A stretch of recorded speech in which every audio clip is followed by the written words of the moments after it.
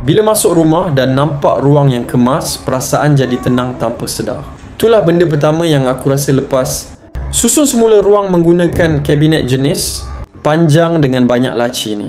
Dari luar nampak ringkas, tapi sebenarnya fungsi dia jauh lebih besar daripada yang disangka. Kabinet jenis ni direka dengan konsep moden yang mudah serasi dengan kebanyakan rumah. Sama ada ruang tamu, ruang makan atau sudut kerja di rumah, bentuknya yang panjang dan rendah buat ruang nampak lebih seimbang dan tersusun. Semua variasi datang dengan saiz yang sama, jadi senang nak ukur dan letak tanpa perlu teka-teki. Panjangnya cukup untuk isi dinding kosong, tapi masih beri ruang bernafas pada layout rumah.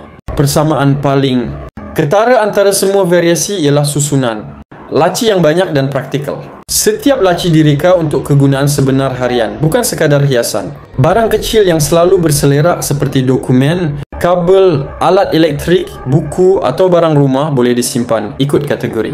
Dari luar nampak bersih, dari dalam pula semuanya ada tempat sendiri. Ini yang buat rutin harian jadi lebih lancar. Sebab tak perlu lagi cari barang di merata tempat. Material kabinet pula beri rasa kukuh bila disentuh. Permukaan kayu berlamina dengan corak urat semula jadi buat kabinet nampak matang dan moden dalam masa yang sama. Tak terlalu berkilat, tak terlalu kusam, sesuai untuk mereka yang suka gaya minimalis dan kemasan yang tahan lama.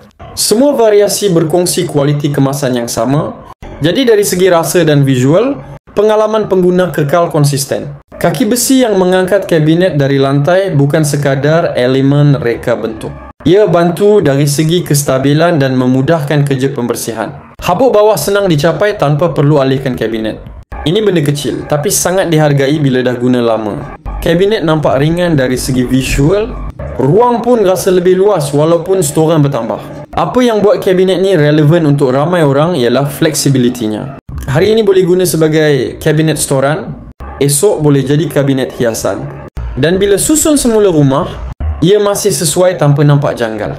Semua variasi direka dengan fungsi yang sama, jadi pilihan warna atau tona kayu hanya soal cita rasa, bukan soal kualiti atau kegunaan. Yang buat kabinet ni lagi menyenangkan ialah cara ia diam-diam membantu rutin harian. Kau tak perasan sangat pada hari pertama, tapi bila masuk hari ketiga dan keempat, baru sedar betapa banyak masa dijimatkan. Barang yang dulu selalu letak, sementara atas meja kini terus masuk laci.